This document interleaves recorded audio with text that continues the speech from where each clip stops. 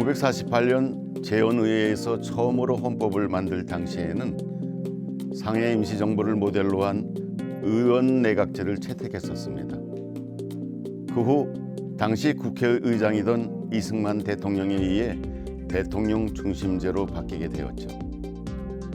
그리고 박정희 유신 정권 체제에서 그 폐해가 극에 달했습니다.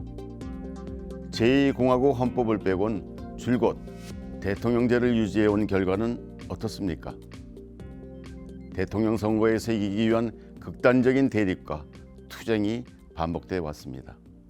적대적이고 피타협적인 정치 문화를 고착시킨 주범으로 대통령제가 거론되면서 이제는 의원내각제를 채택해야 한다는 시대의 요구도 거세지고 있는데요. 이에 대해 서울대학교 홍준영 명예교수님의 의견을 들어보도록 하겠습니다.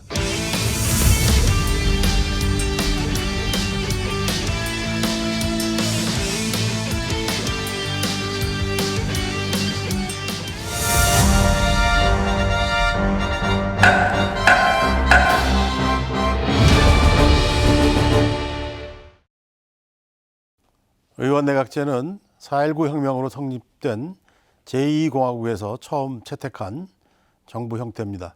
이승만 대통령이 4.19 혁명으로 물러난 뒤에 윤보선 씨가 헌정사상 유일한 의원내각제 정부의 대통령을 역임했습니다.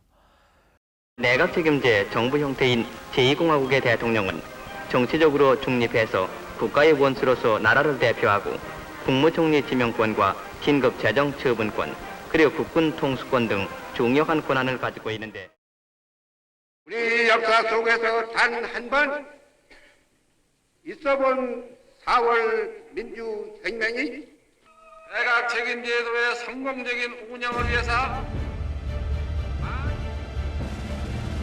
그 이후 5.16 쿠데타로 박정희 정권이 탄생한 이래 줄곧 대통령제가 유지되어 왔기 때문에 의원내각제는 우리에게 그렇게 익숙하지는 않습니다. 더욱이 5.16 군사정부가 3년 가까운 세월 동안 의원내각제의 장점보다는 단점을 의도적으로 부각해서 자기도 모르게 세뇌된 측면도 없지 않습니다. 권력의 자의적 행사라든가 국회의원의 도덕성 문제, 이런저런 문제들을 거론하며 권력의 중심이 국회로 넘어가면 정권이 부패할 우려가 크다. 정파 간의 갈등이나 대립에 따른 이합집산으로 전국이 혼란에 빠지거나 불안정해질 가능성이 크다는 등 의원내각제의 부정적인 면만을 강조해왔고, 부지불식간에 학자들조차도 그런 얘기에 동조하는 경향이 나타났던 것이 사실입니다. 일본이 의원내각제를 채택하고 있다는 것 또한 우리나라 사람들이 의원내각제를 꺼리게 된 이유 가운데 하나일 것으로 생각이 됩니다. 그러나 세계 각국의 정부 형태를 조사해 보면 약간의 차이는 있지만 선진국들은 대체로 의원내각제를 택하고 있다는 것을 알 수가 있습니다.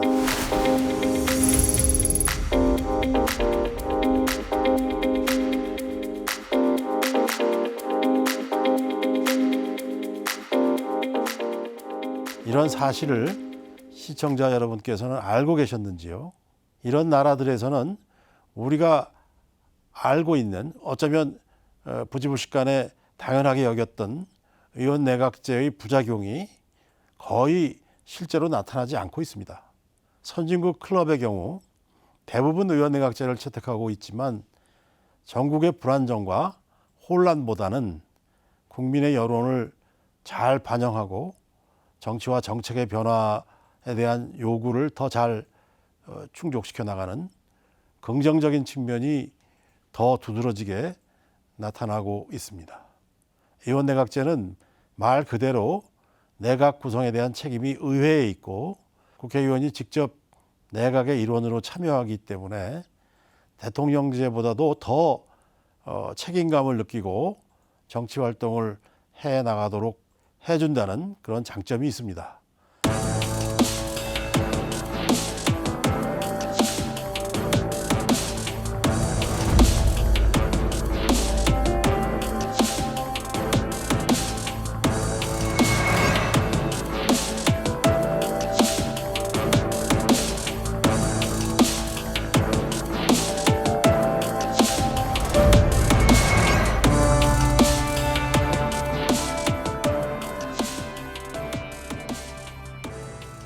하지만 우리나라 사람들은 대통령제에 대한 선호가 의원 내각제나 의원 집정부 등에 비교해서 월등히 높게 나타납니다.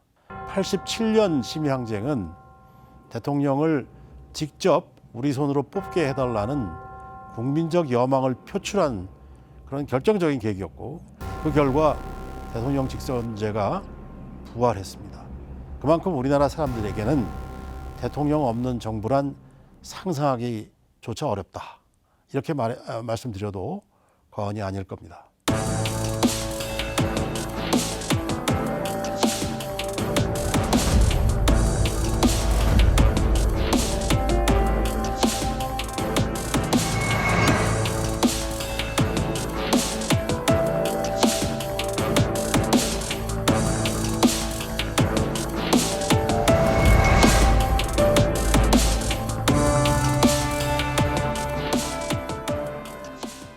실례로 2023년 4월 2일에 한국행정연구원에서 조사를 했습니다.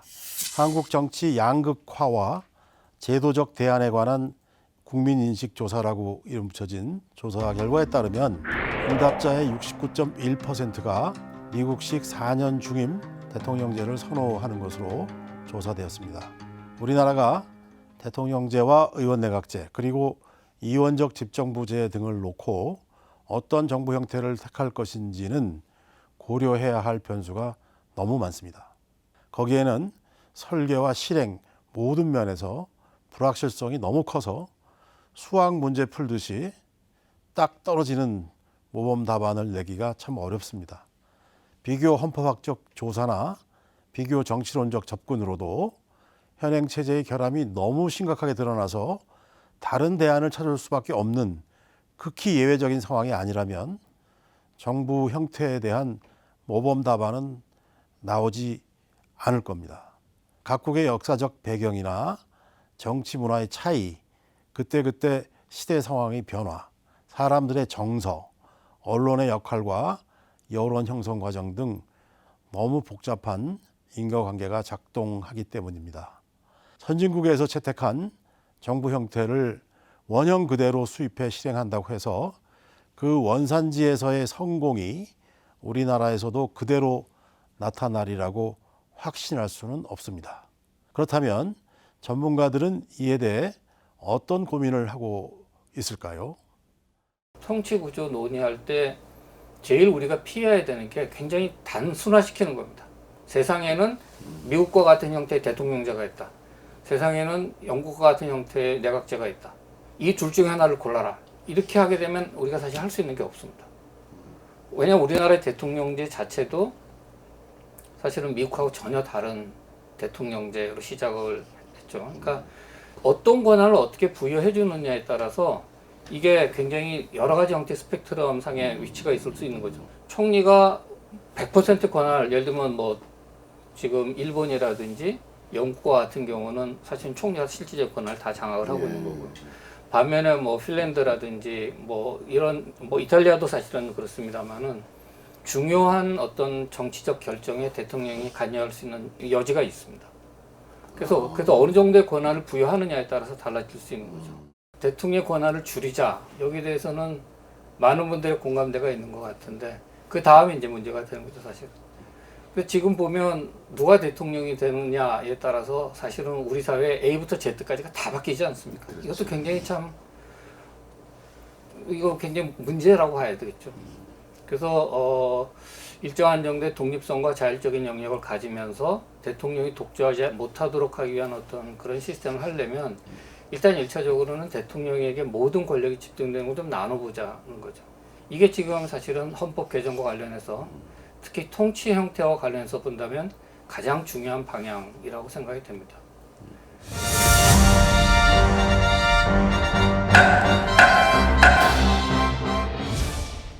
우리가 해결되길 바라는 정치적 폐해나 문제들이 정부 형태로부터 비롯된 것인가, 그에 대한 대안으로 제시되는 정부 형태가 이런 문제를 해결해 줄 수 있을 것인가를 곰곰이 생각해 봐야 합니다. 다시 말해서 그 대안적 정부 형태로 바꾼다면 금방이라도 국정 운영의 형편이 좋아질지, 그에 수반되는 부작용은 없을지 되물어봐야 합니다. 그러나 이런 물음들에 대한 정답 역시 없다고 말씀드릴 수밖에 없습니다. 이 문제는 어떤 특정 시점에 여론조사를 해서 결과가 나온다 해서 그 결과를 가지고 판단한다든지 또는 다수결로 판단해서 결정할 단순한 문제는 아닙니다. 충분한 논의와 토론, 수기 과정을 거쳐서 심사숙고해서 중지를 모아 결정해야 될 그런 사항입니다. 시민의회나 공론조사 같은 방식도 좋은 방법이라고 생각합니다. 그러나 지금은 대다수 국민이 대통령제를 선호하고 있는 것으로 보고 대통령 중심제의 단점을 극복하는 방안을 모색할 때입니다. 대통령으로 선출되는 사람에 대한 국민의 기대, 그리고 대통령을 직접 선출하겠다는 의지와 열망은 대한민국 정부 형태를 논의함에 있어서 상수가 되어야 된다고 생각합니다. 지금의 헌법을 개정하여 대통령 중심제의 대안으로 의원 내각제나 이원 정부제 가운데 어느 하나를 택하는 그런 문제는 결국 국민의 수기를 바탕으로 한 결단의 문제로 돌아가게 됩니다. 그런 수기와 의사 형성을 통해서 국민적 결단이 내려진다면 개헌의 대상 목록에 올라갈 수 있겠죠.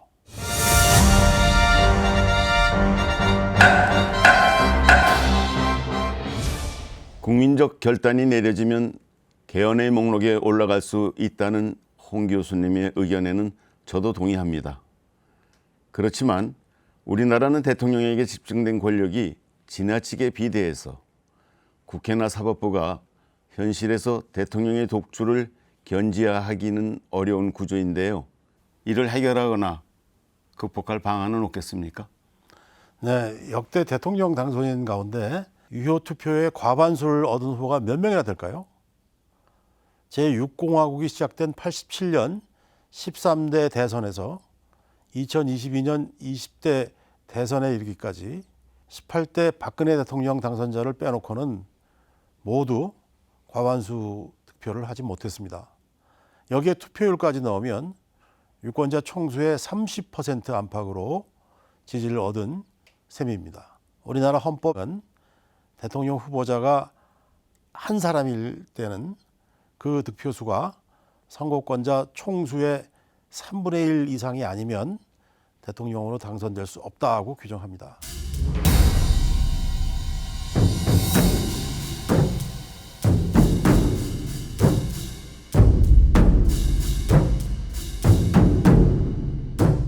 단독 후보자가 출마했을 경우에 대통령 당선을 위한 최소 득표수가 규정되어 있죠. 지금까지 대통령 선거에서 당선된 대부분의 당선인들이 여기에도 미달하거나 아니면 약간 웃도는 수준이었다는 얘기죠. 그래서 3할 대통령이란 말이 나오고 결선 투표제를 도입해야 된다는 주장이 나오는 거라고 봅니다. 그런데도 일단 당선만 되면 막강한 권력을 휘두르게 되어 있어서 문제가 됩니다. 이처럼 대통령이 제왕적 권력을 가지기 때문에 대통령 선거에서의 승리를 위해서 사활을 걸고 극한적 대립과 투쟁을 불사하는 극히 적대적이고 비타협적인 정치 문화가 자리 잡게 되었다고 봅니다. 더구나 대통령 선거는 가장 잔인하고 예외 없는 승자 독식의 게임입니다. 2등은 필요 없습니다. 20대 대통령 선거에서 윤석열 당선인과 이재명 후보는 불과 24만 7,007표 차이로 승부가 갈렸습니다. 169석을 보유한 야당인 더불어민주당이 정말 간발의 차이로 정권을 빼앗긴 탓에 대통령과 야당이 대립각을 세울 수밖에 없게 되는 거죠. 제왕적 대통령이 문제인지 제왕적 대통령과 정부를 향한 패자의 무차별 공방이 펼쳐지는 비타협의 극한적 대결 정치가 문제인지 한번 생각해 볼 필요가 있지 않을까요? 제왕적 대통령이 문제라면 대통령의 권력을 줄이거나 제한하는 것이 답이 되겠고, 극한적 대결 정치가 문제라면 대통령제를 폐지하고 의원 내각제나 다른 정부 형태를 채택하는 것이 답이 되겠죠. 정책 경쟁보다 사소한 흠을 잡고 물고 뜯는 지금의 정치 문화를 바꿀 그런 길이 막막하다면 말입니다. 하지만 제왕적 대통령의 권력을 통제 또는 제한한다고 해서 한국 정치의 고질적인 병폐인 극한적 대결이 해소된다고 볼 수 있을까요? 다음 시간에는 의원 내각제가 제왕적 대통령제를 보완할 수 있는 대안인지를 다루면서 제왕적 대통령제 문제를 포함해 대통령 중심제 전반을 짚어보는 기회를 갖도록 하겠습니다.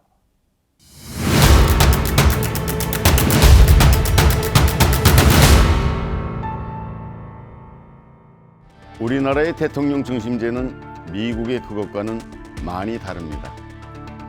우리나라는 대통령의 권한을 대폭 강화한 변형된 대통령제를 채택하고 있습니다.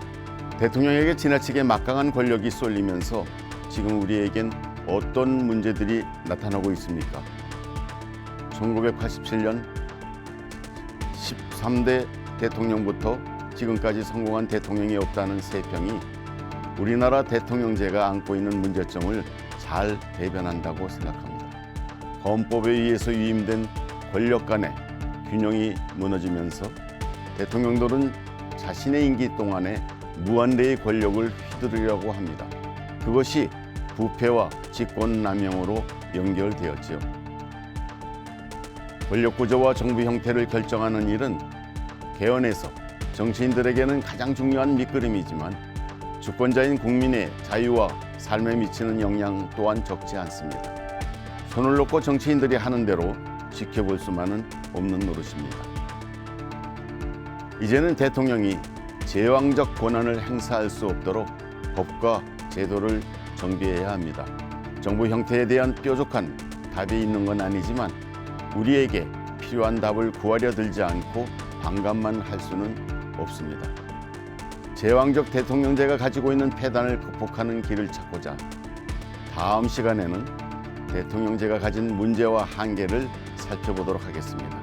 바람직한 정부 형태에 대해 많은 분이 고민하고 소통하는 시간이 되었으면 합니다.